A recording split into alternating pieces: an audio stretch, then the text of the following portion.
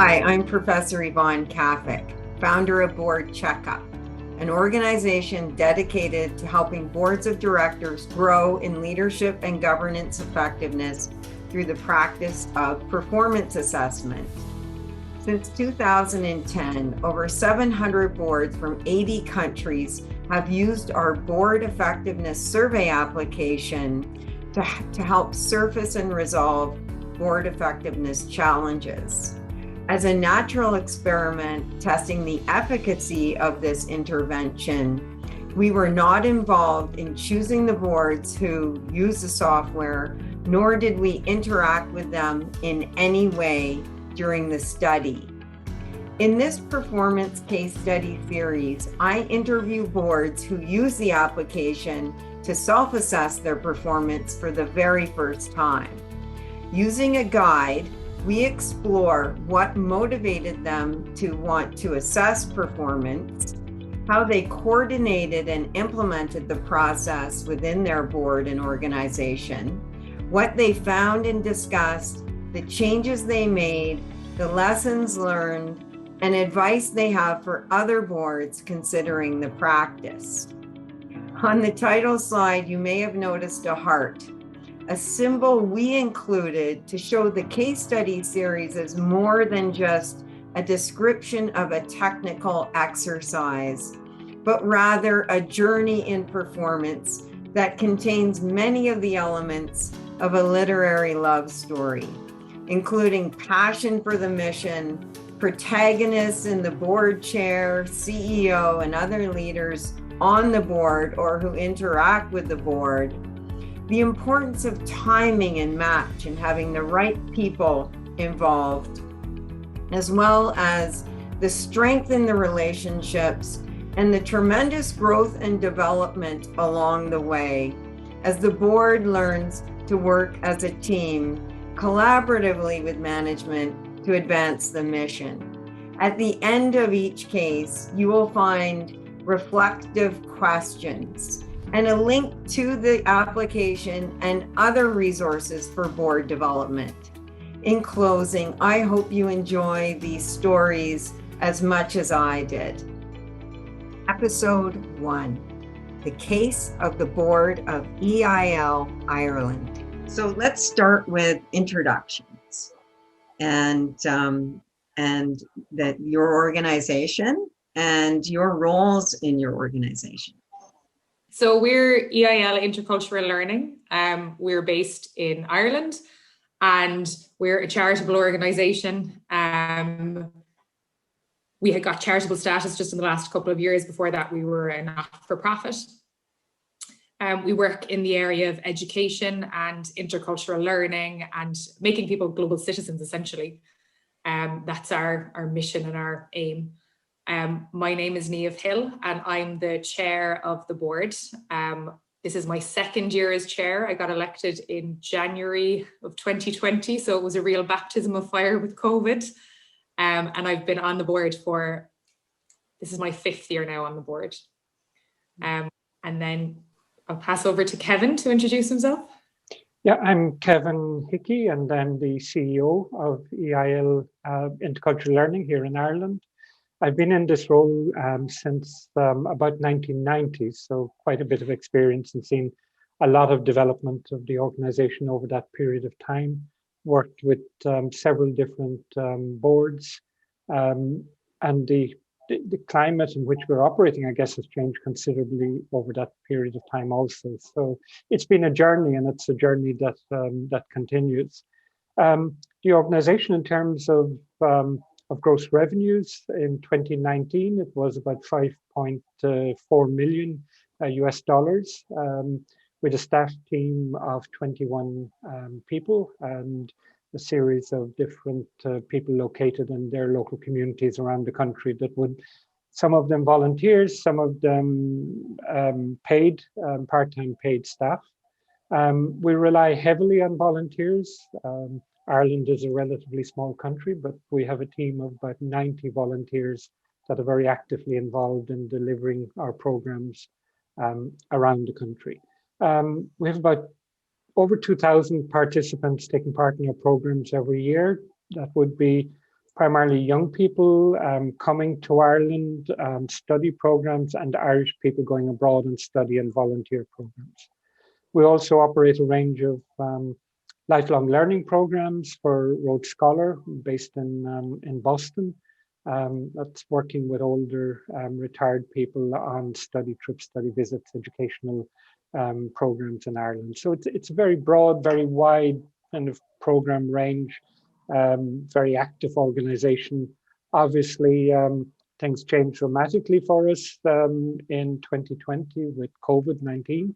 And that had a very big impact in our organization. And it really, I suppose, tested in so many ways our governance structures, our board, that we were tested in a lot of ways. And interestingly, we had some independent people working with us recently in terms of developing our strategic planning. And we were talking about this in terms of how we've come through COVID-19 and how, as an organization, the leadership of the organization, and particularly the board, has come out of it in a much stronger way. So sometimes it's when you're faced with challenges, they can actually strengthen you. Sometimes when things are always going perfectly well, it doesn't mean that everything is perfect. Sometimes you need to be tested to see how good you are. Wonderful. Well, that's really great to hear that that COVID-19 has really strengthened your organization and really beefed up your leadership. I want a little talk about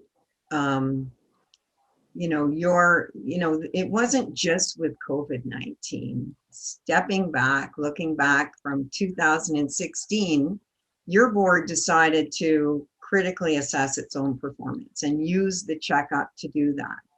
Maybe just talk a little bit about that time. What led to that decision? Yeah, if I can jump in here, because I think in many ways, Niamh is the result of that process.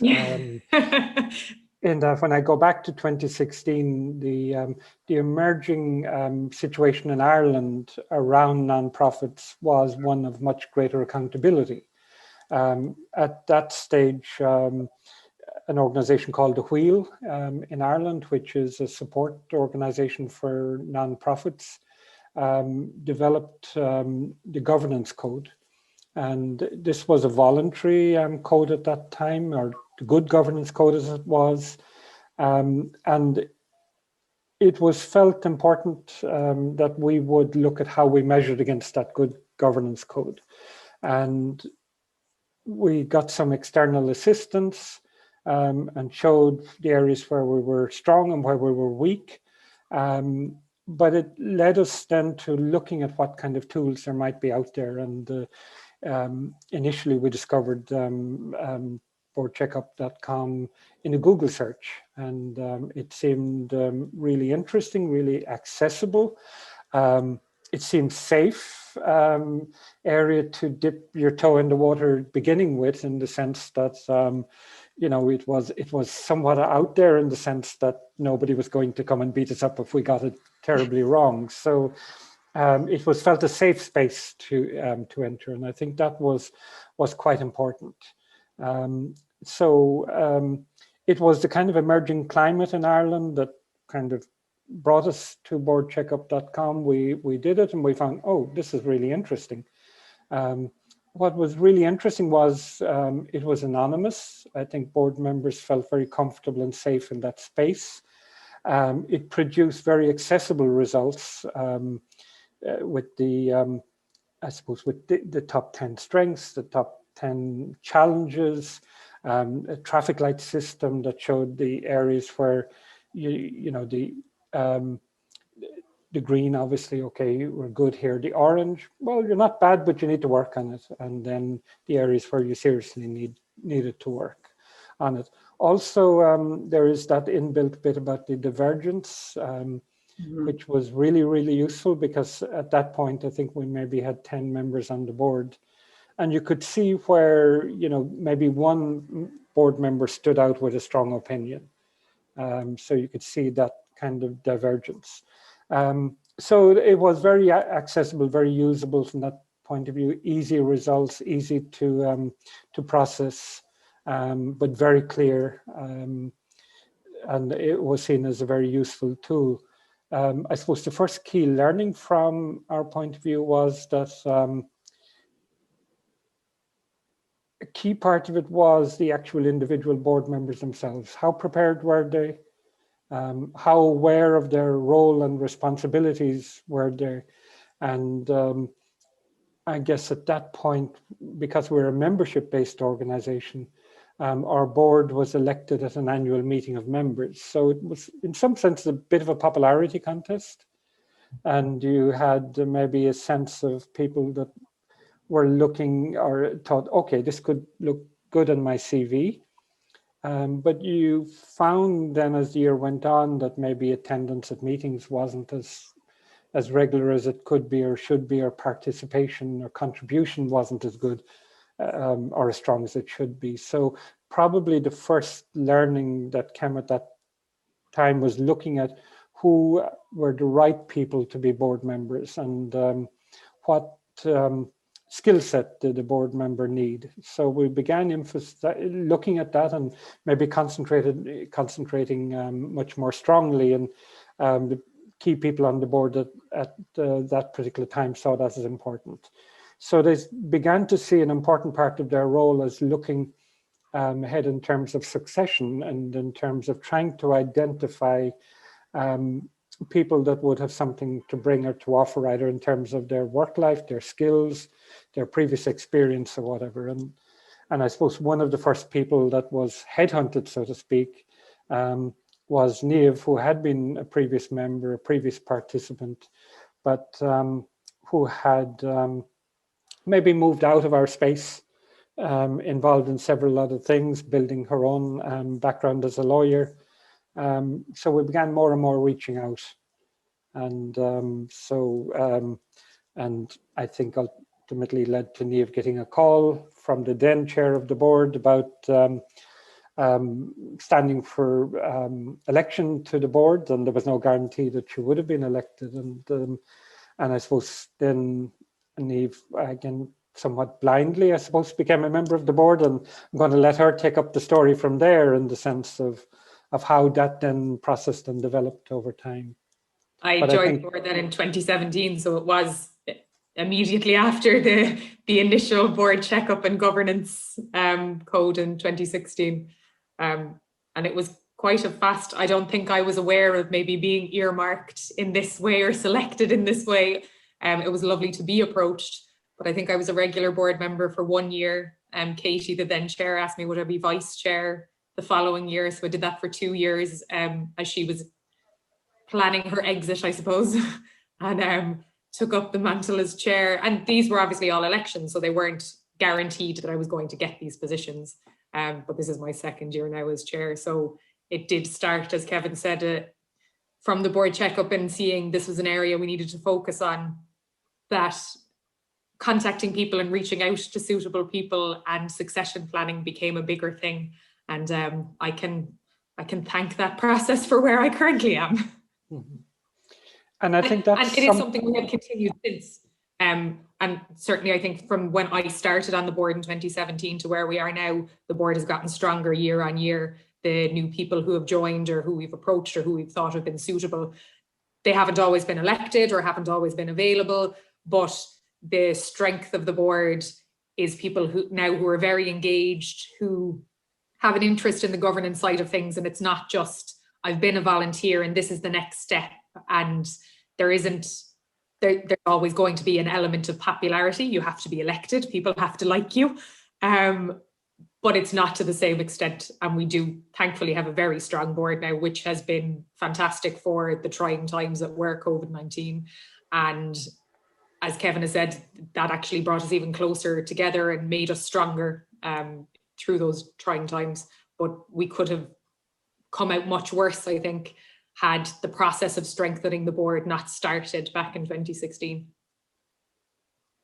I think it certainly would have put us in trouble in 2020 as COVID unfolded, but it was certainly the that rock, I suppose, that kept the organization stable in 2020 was a very strong and very supportive board in terms of looking at it from my perspective as CEO, which sometimes can be a very isolated and somewhat lonely role without, and a very difficult role if you don't have a strong board.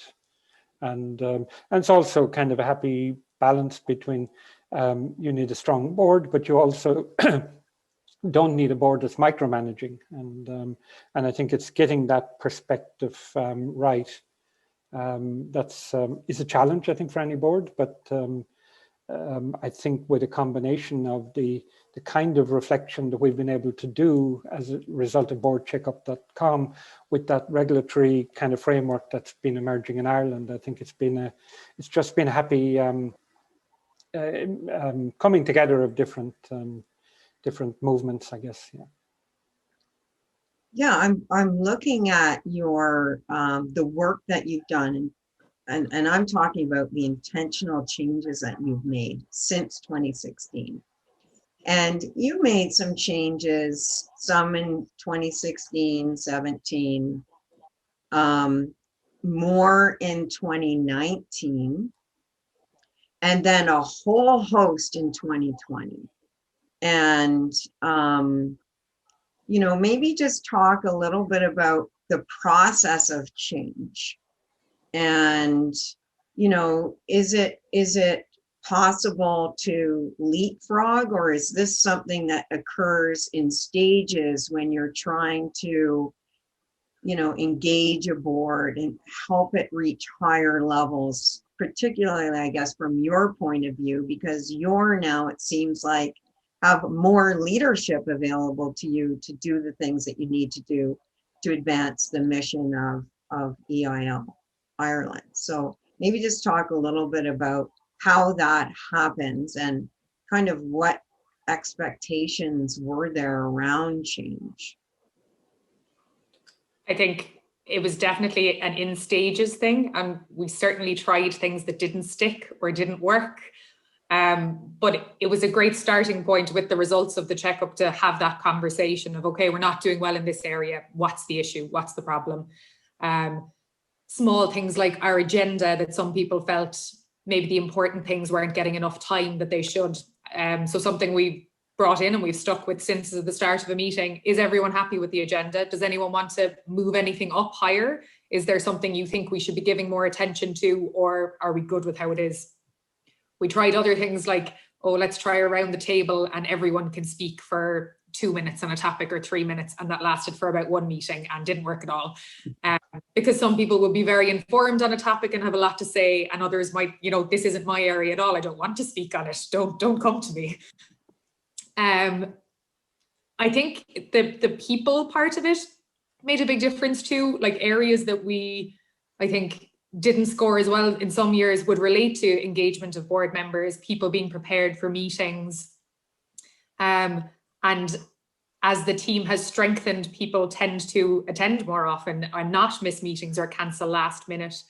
We've also kind of then looked at other ways that we could work to take work out of the meeting itself, because it is hard to stay engaged for an amount of time. And again, this is all developed over time. That it started with, we now put our agenda an operations report in a Google document in advance. It goes out a week in advance. And if you have questions, ask them in advance. And that gives Kevin as well the opportunity to speak to the relevant staff member and find out the answer. So in the meeting itself, we assume everyone's read the discussion that happened on the document, any other points of clarification or anything, because we were at times getting almost a bit bogged down in the nitty-gritty operational side, and that's not our job. And then as a step on from that, this year, someone suggested, why don't we stop sending out the Google documents and just set up a shared drive, and everything will go on the drive. And we all know where everything from all of the past meetings can be found instead of having to search through emails. And again, that's made everyone's life much easier. But it took us maybe 2 years from starting the Google Docs to getting to the drive point. And it was almost, someone said, maybe you decided not to do this before, a newer board member. And it was, no, we never even thought of it. That's a fantastic suggestion. Thank you very much. And kind of one or two other things around meetings and engagement again is, we used to have if you couldn't come in person, you could dial in and join the meeting by Zoom. But unfortunately, that then led to the morning of the meeting or the evening before, suddenly 3 people would message and say, I can't make it, I'll dial in. And you don't have the same quality of conversation or discussion when half of the meeting is dialed in and half is in person. So we made the decision at that point, you had to come in person, but that we made half the meetings virtual meetings that will be held midweek, and half of them will be in-person meetings. And if you couldn't make the in-person meeting, you couldn't dial in. And again, that made engagement at meetings much better, decision-making processes and discussions more inclusive, because you'd find that someone who was dialing in wasn't getting a chance to be really a part of the conversation, and they would then feel they weren't included as much when it came to something like the board checkup. So it's definitely all been gradual. I don't think at any point we've suddenly solved something overnight or gotten to the perfect place. And I'm sure as things move on, we'll find further improvements, but it's very much been building each year. And I think the people part has made the biggest difference. When you have engaged people, it makes it easier to change things and make things work better. Mm-hmm. And I think that also has allowed us to work more with board subcommittees. We've 2 key subcommittees, one on governance and risk, and one on HR. It's audit and risk and governance. Audit and risk. I should know that, shouldn't I? It's a bad sign. But it meant that everybody on the board is a member of one of the committees. So and they have a standing spot at each board meeting where they have to kind of give updates. So that's meant that a lot of very substantive work has happened in terms of updating our constitution, new risk register, new staff handbook. So there's really substantive kind of work happening. But the board still has the opportunity to be very much aware of and following what's happening in terms of an operational point of view, from an oversight point of view, as opposed to being involved in a micromanaging basis. And so even in terms of those subcommittees, it actually took us I think it might have been our 3rd year of having them, that they started actually getting some work done. It took us a few attempts. I think initially we set up 4 and everyone was on 2, and it became impossible for meetings to be held because they couldn't happen at the same time. And by the time the committee would be established, it would be the next year and it would be new members on it. So it took us a while to bed that down, but it's working really, really well now. And I think also in terms of the board induction, we usually have an intake of some new people. It depends on the year in terms of what number it can be, but we try to have 50% of the board have the opportunity to stand for re-election every year. So, and then they get elected for a 2-year term. But we have a board induction, we have a board handbook. At that first meeting, we do a series of case studies and role plays in terms of issues that potentially could arise. They're based on real issues that have arisen in the previous years, and that can be really interesting in terms of focusing people in on what their responsibility is, and particularly looking at that kind of big picture, kind of responsible for strategy oversight, and that it's not something that everybody imagines their role as a board member. So it is important that they get that introduction. And a lot of the lessons are taken from what we've got through BoardCheckup.com, even a whole discussion around fundraising. It's not normal for a board in Ireland to be involved in fundraising in the way it is in the US. So that question in BoardCheckup.com, every time that comes up, that whole section really throws people. And now we had to do a briefing. The last time we did, you basically have to ignore that question because it's not in our remit. So. Yeah, I noticed that as well in your data. You sounded like you got clear on what the board's role is in fundraising, and everybody was clear about that by the 4th time you took the checkup. Yes. Because your scores went down because you're not involved in fundraising. Mm-hmm. And some people then would read the question and think it was something that we were falling short on, that we should have been doing. And even more so, we do have charitable revenue status now, and we're in the process of moving towards donations and everything, but it wasn't even something that was open to us to do previously. So as Kevin said, it's now something to really draw up everyone's attention to, and that people now are really clear on it, which has been a benefit of the checkup itself. But it's also prompted that question: should we be doing something in fundraising? And that question isn't fully answered yet. It's something that we do want to do, but I think it's different in nature to my understanding, at least in some nonprofits in the US.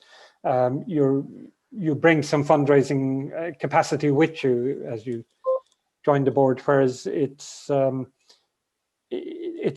doesn't operate like that necessarily in Ireland. Different countries draw their revenue from different sources, and so it sounds like in Ireland you're a membership organization. So maybe talk a little bit about where does your revenue come from? Yeah, in terms of the revenue, we're very much operating on the basis of a social enterprise. That effectively means that we have programs that we generate revenues from, and we have programs then that we fund. So our organization is 95% self-funding through the fees that people pay to take part in our programs. Then the surpluses that we generate go into a series of scholarship programs that we call EIL Explore.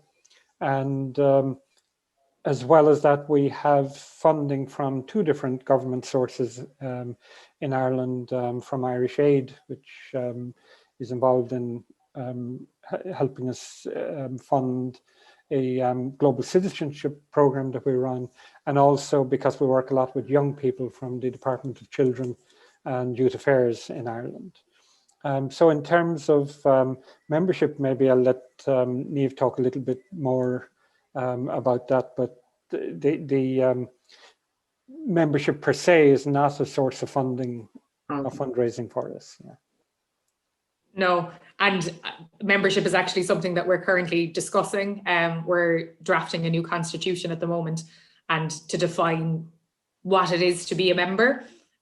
We don't charge fees as things stand, and therefore it's fairly vague how you qualify to be a member. Is it being someone who's gone in our programs? But we want to open it up more, so anyone who shares our values and our mission can get involved with the organization. And it's a big piece of work as to, trying to draw that line and cut out people who potentially could have conflicts of interest, because as we said, it is our members who elect our board. So there's ongoing legal and board discussions on how exactly we will define a member going forward. But most of our members would tend to be people who have gone on our programs, or volunteers who help prepare people for the programs or run them, who run workshops.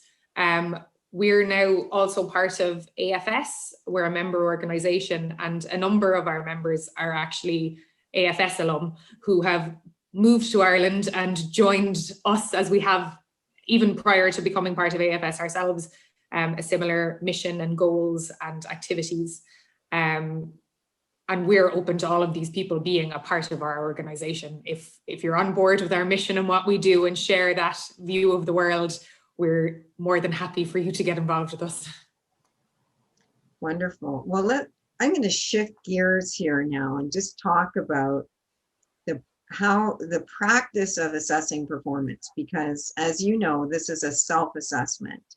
We don't get involved, we just make the tool available. So I'm wondering if you can share a little bit about who coordinated it, what that looked like, the process that you put in place to assess performance, and describe that for us, because every board is different, and it would be interesting to hear how this was done on your board. Who you involved? Who was involved? Was it just board? Was it management and staff? And kind of the timing around it. So I'll just turn that back to you about describing this process of self-assessing for performance. I suppose going back to the first time we did it, and I mentioned earlier about we felt it was a safe space, and we were doing it as an experiment to see where it might lead us to. And in that sense, we embarked on the process. We got the report back. We didn't quite know what the report would look like until we got it. But then when we got it, we saw it was quite accessible in reading it and quite clear. So it evolved as a discussion at a board meeting, just among the board members themselves at a regular board meeting. And I guess there was a very honest process that just went through the top 10 positives and the top 10 challenges, and literally took each of them one by one and had a discussion on them. And it was a good discussion, and I think it was an honest discussion, and it gave people confidence to be able to do that themselves without necessarily bringing in an external person to do it. The possibility of doing that was discussed, but it was very much let's try it and see where it gets. And I think that process has continued, and it was pretty much the same, I think, in the most recent one we did. I think a lot depends on the people, and I think people took it very seriously, and there was no degree of defensiveness, I think, which would have been an easy one, particularly for the then chair, and indeed for Neve, to fall into, because I think probably it's the chair of the board and indeed the CEO or the manager are the roles that are probably most identifiable. There is a sense, if you're talking about the board as a collective in terms of participation, that it's not singling out any one individual. But it was... That was going to be something I was going to say as well, you know, in an advice sense, is to not take it personally, that it can be difficult, but that you have to take a step back and look at it as this is to make the board better. And if there are areas I can improve on as chair and how the meetings are run, to try and view it that way, which is sometimes difficult, but luckily we've had positive enough responses. So I'll go back to Kevin. Yeah, I think we also looked about 2 years ago, what else was out there, looked at different, and one or two of the board members went off and done some research. And we really weren't able to find anything else that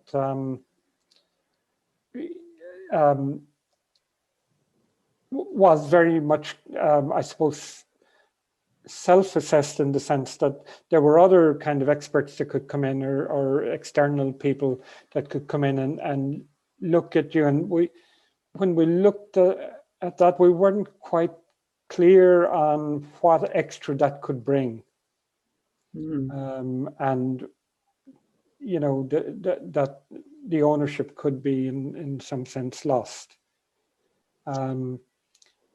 And we talked about doing a hybrid of maybe doing board checkup and then having somebody external in as well. And we had talked to somebody who wasn't familiar with board checkup, and we felt that as long as we were on a journey of progressing and getting stronger at what we were doing, it wasn't broken. So why fix it? Right. So let me ask you then, how did it change your leadership, knowing that the people involved were assessing it? And, you know, did it change your leadership or not? And I know, Nev, you said you viewed it as a way of development, your own development in the role. So maybe from Kevin, from your perspective, how did it change your leadership? And if it did, how did it change? When you say leadership, you mean in terms of my role? Yeah, personal your role. role. Yeah, absolutely. I think if we go back before this process, and go back maybe 10 years or whenever, my role would have been the very, very dominant one in the organization, and the role of the board would have been less defined. There was more it was more a kind of process. You go to the board if you needed a decision or if you needed something stamped or to get something done, which is the position, I guess, that a lot of organizations find themselves in, but it's a particularly difficult one when you come, I guess, to something like succession planning or to kind of change of leadership or whatever. Whereas now I would feel that my role, at least my perspective, is that my role would be less dominant, but it would be more, it would be a more appropriate role within the organization. And it would be one where, you know, succession planning is something that would be ultimately kind of easier to do in terms of having a board that are very much clear on their responsibility, that it led to a very clear kind of drawing up of my work plan and kind of drawing up of being very clear about what were the issues that were reserved for the board in terms of their decision making. So that kind of clarity, and I suppose 10 years ago, that, you know, other than the constitution of the organization, there was very little else in writing, whereas that's very much there now, and it's clarity, and it's in the handbook, and anyone new coming on board can see that. So there's far less grounds for confusion.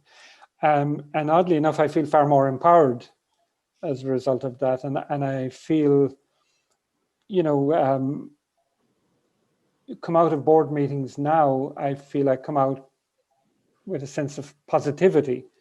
Whereas if I go back 10 years or further, when there was that kind of, when I felt my role was more dominant, I remember coming out of board meetings much more frustrated. You know, clarity does lead to a lot more ease in terms of everybody knowing what their role is and everybody doing it to the best of ability, and it works. We complement each other and work really good as a team. Yeah. And I think it's really important too, even from a board member's perspective, that is the balance, because we do have a lot of legal duties on us as board members to be responsible for what happens. And whether you're paying attention or giving instruction or not, once you take on that role, you're responsible for what happens. So it's good for all of us that that balance is there, and that there's a strong board and a strong CEO, and we're all doing as we should, rather than, thankfully, we all completely trust Kevin, and he is very capable. And, you know, he mentioned succession planning. We'd rather not have to do it. We'd keep Kevin all day long if we could.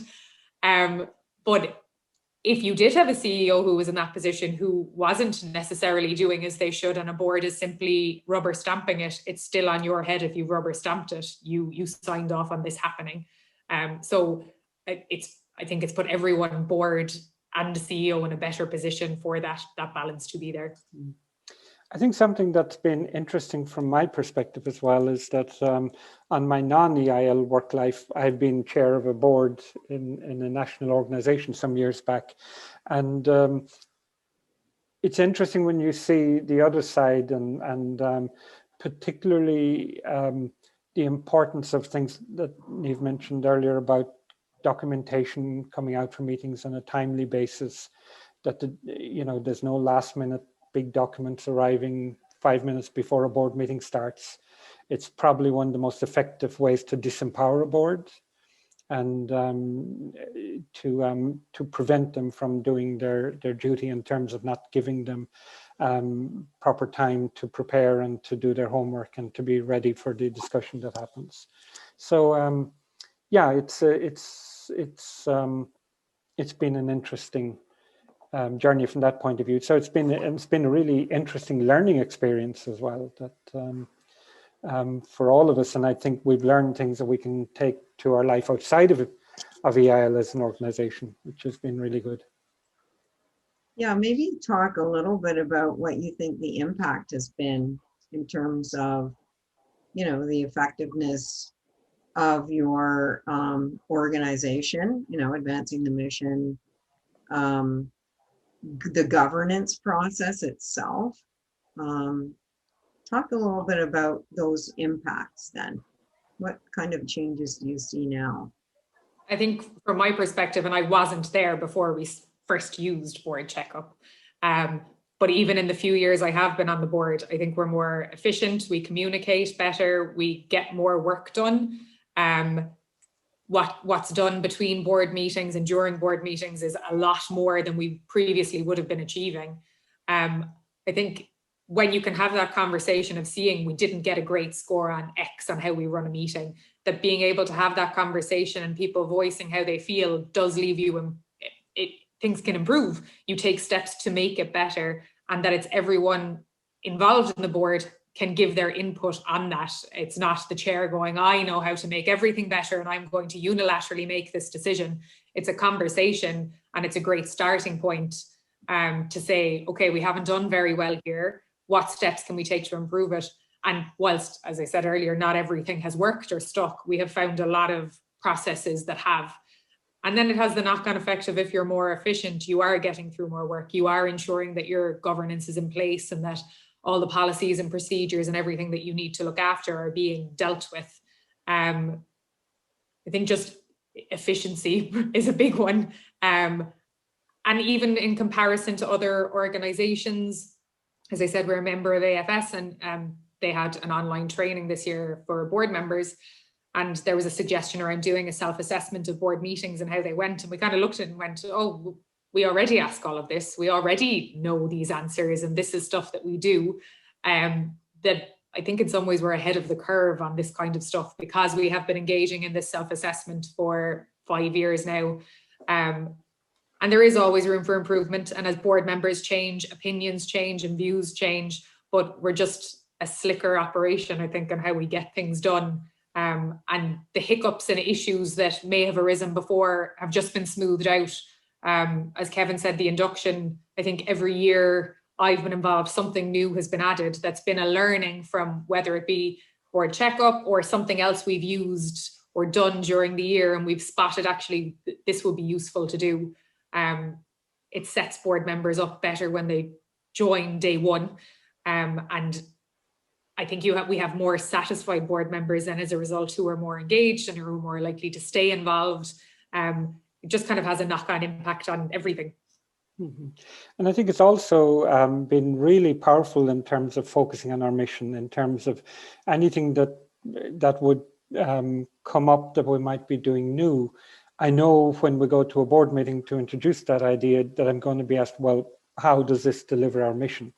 And it's kind of a focus as well, kind of around the policies that we develop around equality and inclusivity, looking at kind of best practice in terms of expanding the kind of areas that we go, the partnerships that we build, reaching out to organizations as organizations that can introduce us to constituencies that we mightn't otherwise be able to access. And I think that's been really important as we've got better at doing what we're doing, and as the board has got less involved in the nitty-gritty of the operational day-to-day, they have been much more able to focus and ask those questions to me and to the management team in terms of, well, it's a good idea, but isn't that a bit kind of not really focusing on our mission? You know, it's a quick opportunity that you can have, and maybe it looks good, but is it really what we should be doing? And I think that's been a really good check on us as well. And in that sense, it's the kind of the conscience of the organization, I think, that the role that the board plays, and it really works well with the the staff team also, and we have a very powerful day-long joint board full staff team session at the beginning of every year in January, kind of finalizing the work plan for the year and how that fits into our strategy. And it gets real interesting because it's the board gets to see the challenges that the staff team face, and then the staff team begin to kind of think more. It refocuses them in terms of looking at mission and kind of, well, why are we doing all of this? I think there's some more changes that we do intend to make that have actually come out of not last year's board checkup, the previous year, but then COVID hit, which changed our plans, but kind of refocusing the idea of brainstorming, that's something we're probably not as strong on, having brainstorming sessions, because sometimes agendas are just full with business and policies and signing off on things like that. And we had specifically said after, I think it was the one in 2019, that we'd look at maybe doing a weekend long meeting where you do your normal stuff on a Saturday and you could build in a workshop around whatever the topic might be on another day. We haven't actually had an opportunity to roll that out, as none of us have met in person since January 2020. But again, like Kevin said, it's refocusing on kind of what our purpose as a board is, and reminding you that it's not just the ticking the box day-to-day things that we do at every meeting, that there is space for us to look at things in a broader light and what other ways we might be able to achieve our mission. Yeah, that's one of the top 10 issues across boards, is around innovation. Taking time for brainstorming, learning about the innovations that other boards and organizations have tried. So it's interesting how you mentioned that. Let me ask you then, we're sort of getting to the end of this. If you, what advice then would you give other boards? And, recall that, boards are at all different stages of effectiveness. Some have far more challenges than others. And, but what advice would you give them for considering assessment of performance, whether it's through our tool or any other, for the very first time? I think a few points that we've kind of discovered along the way is sometimes people don't actually remember what answer they've given. So the last couple of years, we've advised people to, whether it's taking a screenshot of what you filled in on your laptop or whatever it might be, take a record of it. So when it comes to the discussion, you can remember what you may have said, because on occasion we've had lower scores on some points and we'll say, okay, this is a challenge. What's the challenge? How can we fix it? And suddenly everyone's saying, no, I think we do great on that, when that can't possibly have been the case because it's not the score.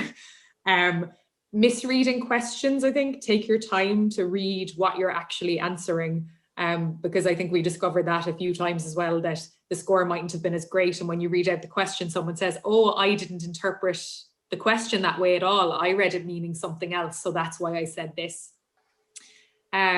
Then not taking it personally. If you are a chair or CEO, or if you're heading up a subcommittee, see it as an opportunity to improve. And I guess for the people filling it in too, to view it not as even if you don't like your chair, this isn't about them personally, it's about how they run the meeting or how they run the board, and try to see it that way, not I fell out with her over dinner last week, so I'm going to give her a terrible review. That doesn't benefit the board at all. And I think as well, as we said in fundraising, we've made great improvements because there's a better understanding now of what our role is, and that's not really applicable to us. So for any board to look at it and say, actually, for us specifically, this isn't relevant, or this is the way we deal with this, so maybe this question isn't relevant, and just to have that knowledge in advance, so that you don't suddenly see a terrible score and wonder, why have we done so badly, when actually that didn't apply to you anyway. I would say that, if we go back to 2016 or whenever it was, I would say we were very skeptical about the process. Now, all these years later, I can say that, that was actually the beginning of a journey that has been a really, really positive one for us. So I would say, it's important, if you have any desire to try and be the best you can be at the work you do, you have to have an assessment of where you're at and where you can improve. And so enter it with very much an open mind. I think Board Checkup is an ideal tool to begin with and to start the journey. It's very accessible. It's very practical. And it does actually produce very concrete results. And I would certainly credit it as the key driver in getting us to where we're at, and getting us to be able to respond very positively to the regulatory climate that's developing in Ireland, or all that infrastructure that we now need to respond to. I think if that was there without having gone through this self-assessment, we wouldn't be able to progress in the way that we are. And I think it's a journey that always continues. You're never going to get there. And the moment you get there and think you have achieved everything and now everything is perfect, you're going to fall flat on your face. So because circumstances continuously change, the set of people you have on the board will change. So that whole dynamic will change, and it's a constant relearning process. So I think now what it's got in our case, it's a culture of being able to reflect on where we're at, and an accessible culture of reflection. I'd also say, don't just do it and leave it sit. Do bring it to a meeting, do discuss the results and see why people have answered the way they have. You're not going to improve anything if you just fill it in and then leave it be. And I think we found it useful as well to select a few things every year. Okay, what can we do to work on these few challenges? You're not going to fix everything between one meeting and the next. It's a gradual process of building on things, make the improvements that'll make your board more motivated or work better together. And as Kevin said, I think it's a process too, that it's really beneficial to do it year on year, or whether it's every 18 months, so that you can see that improvement. Or have you now focused too much on this area to improve it, that something you were doing quite well at has dropped down?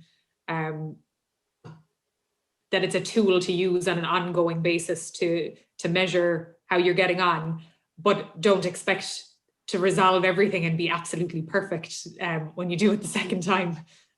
Mm-hmm. But that's, I think, what I really like about Board Checkup is this list of top 10 and the 10 challenges that you get in the traffic light system. You can very clearly begin to focus on one or two areas and start making gradual improvements over a couple of years. And ultimately, at the end of the day, the board itself has to own its own performance. And this is where sometimes bringing external consultants in, they try and dress things up in ways that almost delay the process of the board actually owning its own performance. So sometimes you have to see it there in black and white right in front of you, what you're good at and what you need to work on. And do you think do you think the board's gotten better at that, owning it? And then have you seen issues kind of come and go, and how that could be motivating to the board, that they actually resolve some things? Yes, and I think also in some ways, as Kevin said, you can see that, he said much earlier, seeing outliers, that you might sense that a board member is disgruntled but saying nothing, and then suddenly you can see one person keeps on having very negative responses on things, and it kind of can confirm, right, there is a dynamic off here that we're seeing through the anonymous results, and it gives an opportunity possibly for that person to voice what their concern is. Or I think quite often, if they can also see that they're an outlier, they don't necessarily stay around for too much longer. Kind of, I'm not happy with this. It works for a lot of other people. I'll see if things change if I voice it, but maybe this isn't the best fit for me. And on other things, I think when we have focused on a point where we see we haven't gotten as good a result, things do improve. And all of the improvements generally have come from board suggestions. And as I said, some of them didn't work at all, but at least you can say my suggestion was tried. And also that it was something that came internally. You're not saying, oh, this external consultant has told us to do this and it didn't work. I had a better idea and, we didn't try it out. It's coming from us. It's not coming from anyone else. So if it succeeds or fails, it is on the board members. And I think it's given people more confidence over the years too, to say, oh, well, actually this Google Doc way of working was a suggestion from somebody. I can suggest something that builds on that, which would now be our Google Drive. And when you can relay those stories of X board member a couple of years ago suggested this and it's working really well, that gives people the confidence then to make suggestions themselves and to build on it further. I think there is a confidence and there is a sense of, we want to do the best we can at this, and there is real openness, and there is a sense now that we began the process maybe in 2016 by looking at our top 10 strengths. Now we start looking at the top 10 challenges, and we say, how can we make this list shorter the next time? And that's, and it does work, and people do have ideas, and they can sometimes be very simple ideas that really make a difference. Like I would say, we've mentioned the Google Doc and Google Drive process of kind of dealing with reports before meetings. It's a powerfully effective way of doing it, and it gets incredible engagement. And it also, some people like to present their ideas and questions verbally. Others are much more thoughtful and like to write them. So it does help, the variety of kind of styles that people have and different approaches, that there are multiple platforms for people to kind of have a contribution, and it does make a difference. Wow. Well, I want to thank you both, Niv and Kevin, for sharing your story of critically assessing your board performance and all the positives out of that. It's really, really wonderful to get in, as you know, we're not involved in the process, but to be able to review where you were and where you are today, and then to talk to you about it is just a real treat. So thank you so very much. Thank you.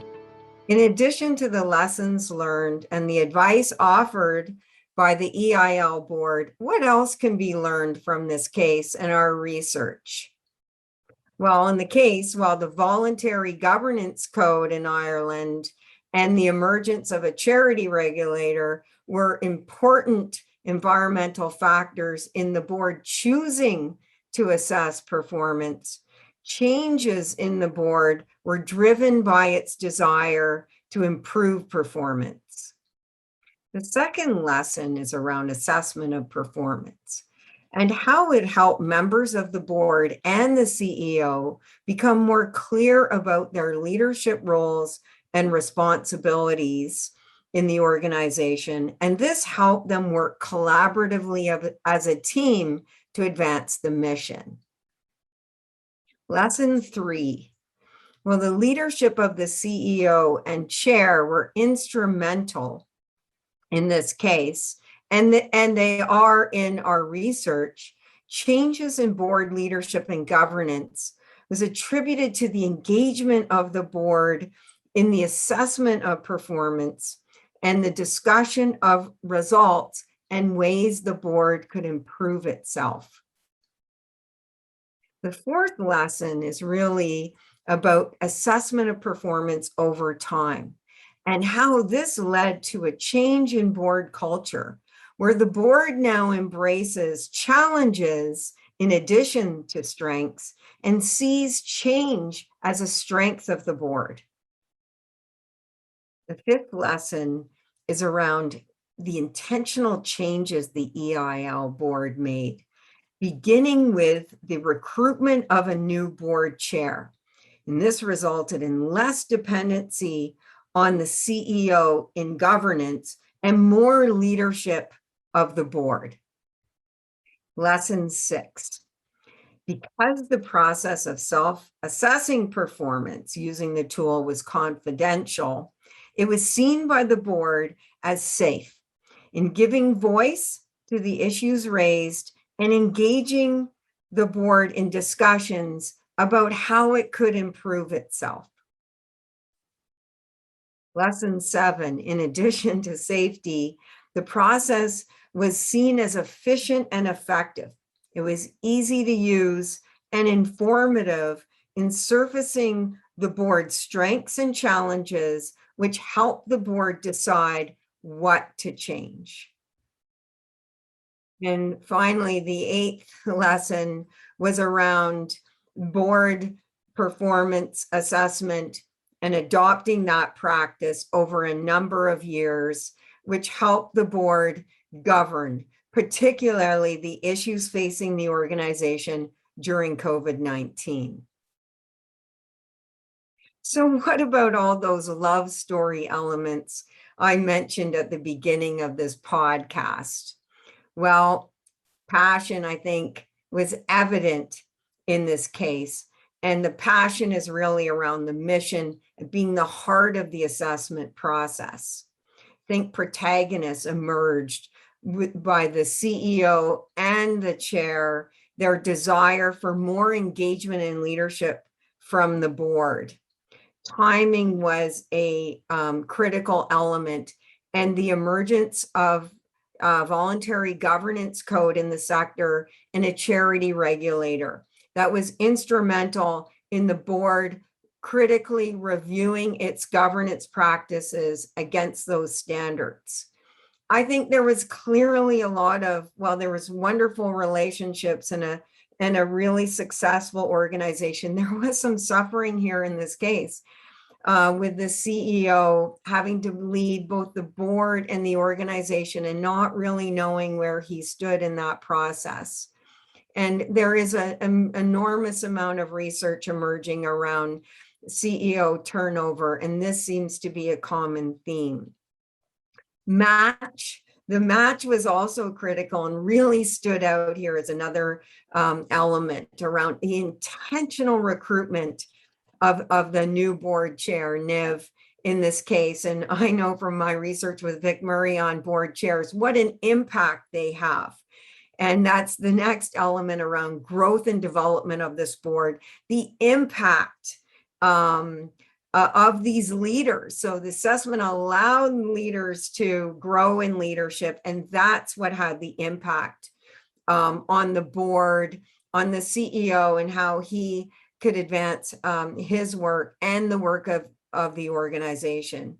And finally, I think around commitment, here's a case with just such a strong mission, such strong relationships and commitment, and they only grew stronger, bringing more strength, more empowerment at the board to see this EIL organization, their mission advance it even further. If you're looking to enhance board performance and use the tool highlighted in the case, go to BoardCheckup at www.boardcheckup.com. Here you can try the tool out for free and consider the impact that it's had on you and your board.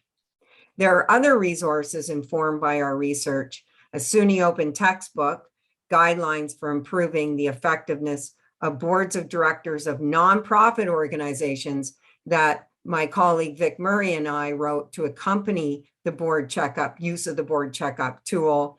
And finally, a series of courses available on the global platform Coursera on improving leadership and governance in nonprofit organizations, again, facilitated by my colleague Vic Murray and I, and informed by our research on board governance and leadership.